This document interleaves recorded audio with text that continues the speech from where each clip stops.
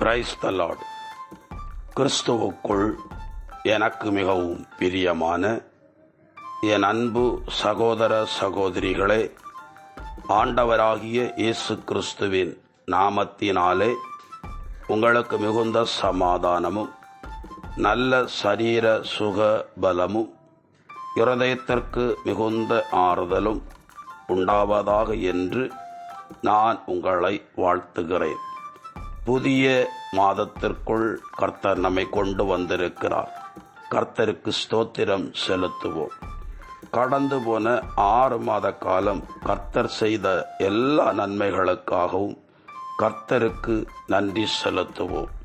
இந்த மாத ஆசீர்வாத வாக்கு மீகா 7ஆம் அதிகாரம் 15ஆம் வசனம். எகிப்து நாட்டிலிருந்து நீங்கள் புறப்பட்டு வந்த நாளில் நடந்தது போல நான் அவர்களுக்கு வியத்தகு செயல்களை காண்பிப்பேன். அதாவது கர்த்தர் உங்களை அதிசயங்களை காண பண்ணுவார் என்பதே கர்த்தருடைய வாக்குத்தத்தம். அவர் சொல்லும் ஆம் வழியாக கடவுள் அருளும் எல்லா வாக்குறுதிகளும் நிறைவேறுகின்றன.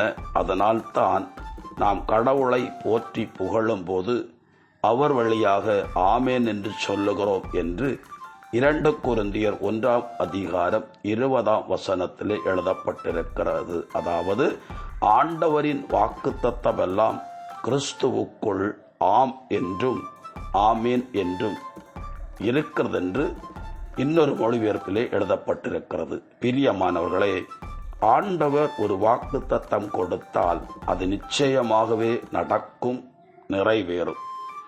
எரேமியா 1:12 என் வாக்கை செயல்படுத்த நானும் விழிப்பாய் இருப்பேன் என்று எழுதப்பட்டிருக்கிறது.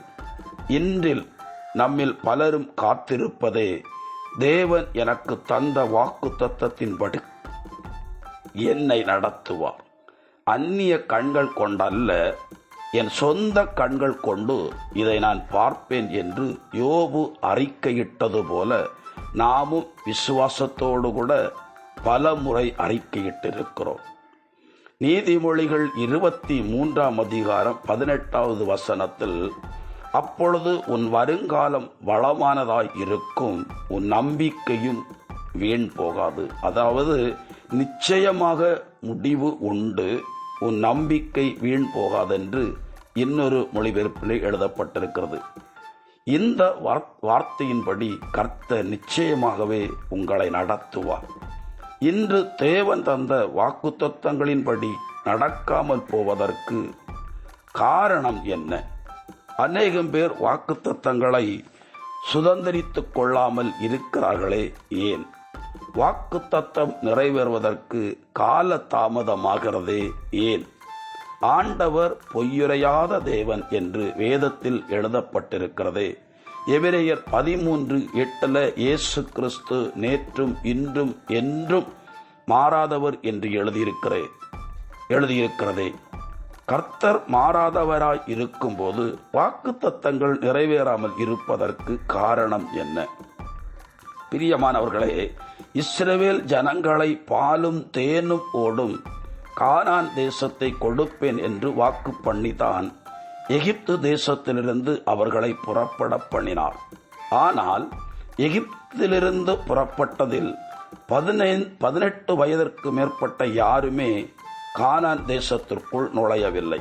மாறாக 40 வருட வனாந்தர பிரயாணத்தின் போது அந்த பாலைவனத்தில் பிறந்தவர்களும் எகிப்திலிருந்து புறப்படும் போது 18 வயதிற்கு கீழ்ப்பட்டவர்களுமாய் இருந்தவர்களும் கானான் தேசத்துக்குள் பிரவேசித்து அந்த கானான் தேசத்தை தங்களுக்கு சொந்தமாக பங்கிட்டுக் கொண்டார்கள். ஏன் 40 வருட வனாந்தர அலைச்சல் என்பது நமக்கு தெரியும்.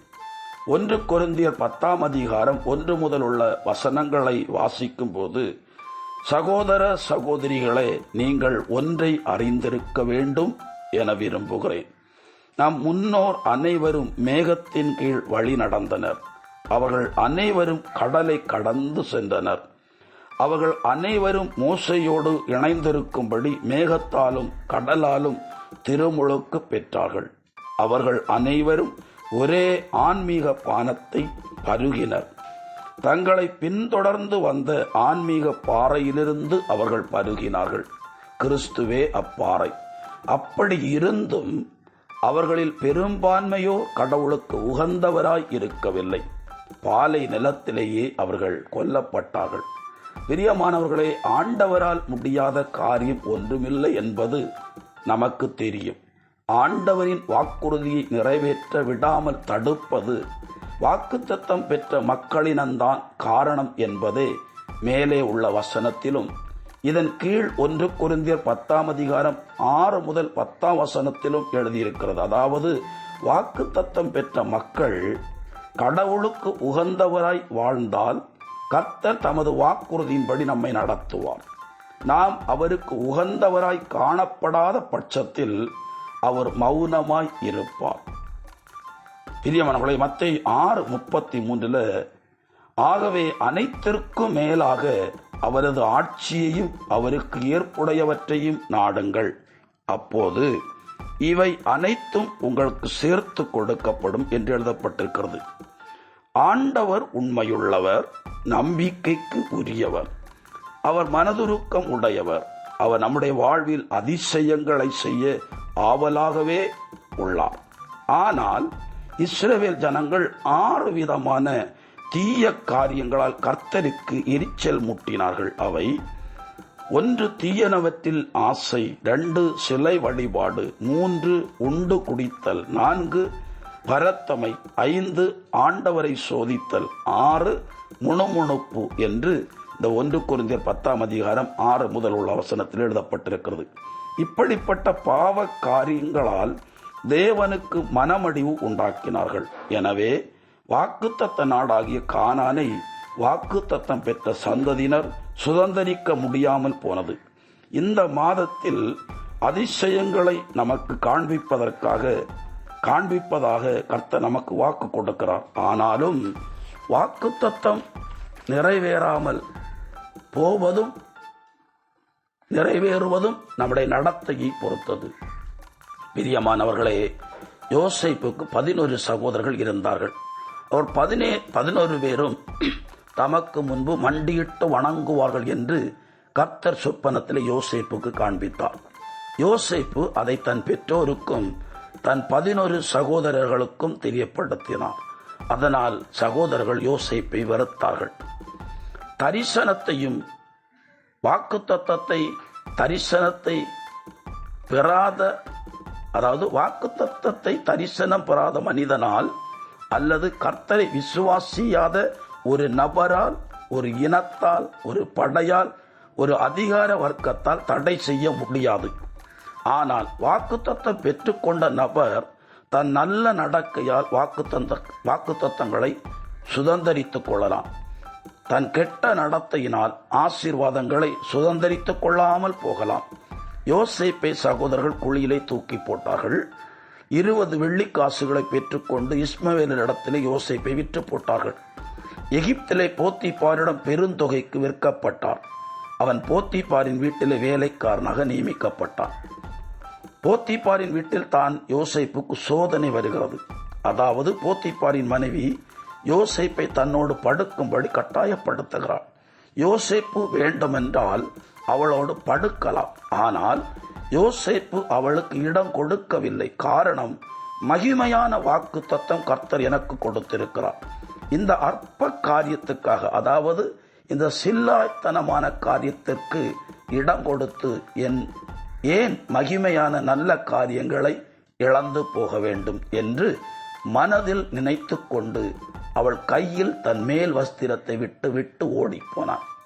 உண்மையை சொல்லட்டுமா, அன்று அவள் விருப்பத்திற்கு யோசேப்பு இணங்கி இருந்தால் அந்த வீட்டில் பெரும் மதிப்புடன் அவன் நடத்தப்பட்டிருக்கலாம். ஆனால் அந்த பொல்லாத காரியத்திற்கு அவன் உடன்படாமல் அவளை உதறி தள்ளிவிட்டு ஓடினதால் பெரும் குற்றம் சுமத்தி அவனை சிறையில் அடைத்தார்கள்.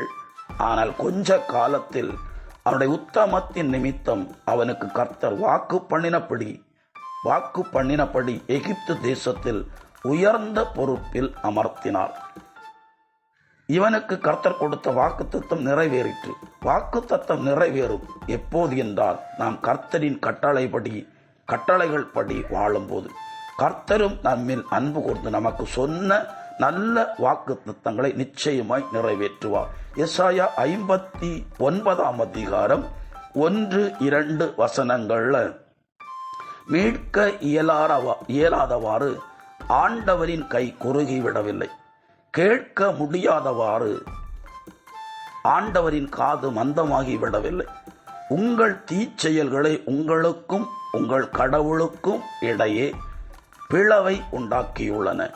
உங்கள் பாவங்களை அவர் செவிசாய்க்காதவாறு அவரது முகத்தை உங்களுக்கு மறைத்துள்ளன என்று எழுதப்பட்டிருக்கிறது. மனதுருக்கமுள்ள ஆண்டவர்தான், ஆனால் தீமை செய்யும் போது நாம் அவருக்கு எரிச்சல் உண்டாக்குகிறோம். அதன் நிமித்தம் நமக்கு நல்ல வாக்குறுதிகளை தந்தாலும் அதன்படி நடத்த மனமில்லாமல் அவர் மௌனமாய் இருப்பார். ஆகவே இந்த மாதம் ஆண்டவர் உங்களை அதிசயங்களை காண பண்ண வேண்டும் என்று சொன்னால், நீங்கள் தேவனுக்கு பிரியமா ஒரு யோசேப்பை போல வாழ வேண்டும். இஸ்ரவேல் ஜனங்களைப் போல முறுமுறுக்கிறவர்களாய், எதிர்த்து நிற்கிறவர்களாய், கலகம் பண்ணுகிறவர்களாய், கீழ்ப்படியாதவர்களாய் காணப்படும் போது வாக்கு தத்தங்களை பெற்றுக்கொண்டாலும் அது நிறைவேறாமல் போவதற்கு அது ஒரு காரணமாயிருக்கும். ஆகவே இந்த மாதம் நல்ல வாக்கு தத்தம் கர்த்தர் கொடுத்திருக்கிறார். அந்த வாக்கு தத்தங்களின்படி கர்த்தர் நடத்துவார். மோசே தன் மாமனாருடைய மகனிடத்திலே சொல்லுகிறார், ஆண்டவர் எங்களுக்கு நல்ல நல்ல வாக்கு தத்தங்களை கொடுத்திருக்கிறார், நீ எங்களோடு கூட வருவாய் என்று சொன்னால் எங்களுக்கு கர்த்தர் கொடுக்கிறதுல உனக்கும் நாங்கள் பங்கு கொடுப்போம் என்று சொன்னார். ஆண்டவர் நல்ல வாக்கு தத்தங்களை கொடுக்கிறவர். ஒப்பு கொடுப்போம். எங்களை அதிகமாய் நேசிக்கிற எங்கள் அன்பின் பரலோக பிதாவே, இந்த மாதம் முழுவதும், இந்த மாதத்தின் 31 நாளும் இந்த மக்கள் அதிசயங்களை காணும்படி ஆச்சரியமான காரியங்களை செய்து இவர்களை மகிழ பண்ணுவீராக. தேவைகள் ஒவ்வொன்றிலும் அற்புதம் நடக்கட்டும். பதவிகளிலே ஆண்டவர் இவர்களை அமர்த்தும் போது அதை நிரந்தரப்படுத்தி தருவீராக. அதற்கிற தடைகள், மனுஷனால் உண்டாகிற தடைகள் மாற ஜெபிக்கிறேன். பிரயாணத்திலே பாதுகாப்பை கொடுப்பீராக. நல்ல சரீர சுக பலம் ஆரோக்கியத்தை கொடுப்பீராக. ஏற்ற வேளையில் உயர்த்துகிற தெய்வம் இவர்களுடைய காரியங்களில் உயர்வுகளை கொண்டு வருவீராக. பிரயாணங்களிலே பாதுகாப்பை தாரும். நீர் அப்படி செய்கிற தயவை நினைத்து நான் உம்மை நன்றியோடு துதிக்கிறேன், ஸ்தோத்தரிக்கிறேன். இயேசு கிறிஸ்துவின் பெயரால் ஜெபிக்கிறேன் பிதாவே, ஆமேன். God bless you. சமாதானம்.